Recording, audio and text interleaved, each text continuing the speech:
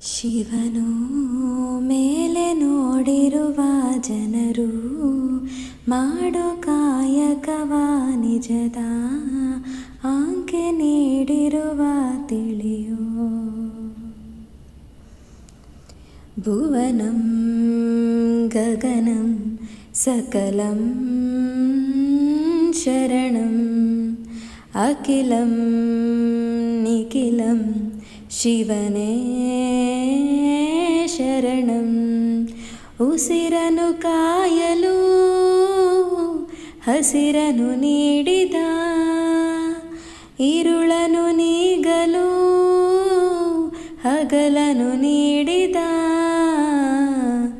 ಶರಣು ಎನ್ನಲು ಇವನು ಒಲಿದು ಬರುವ,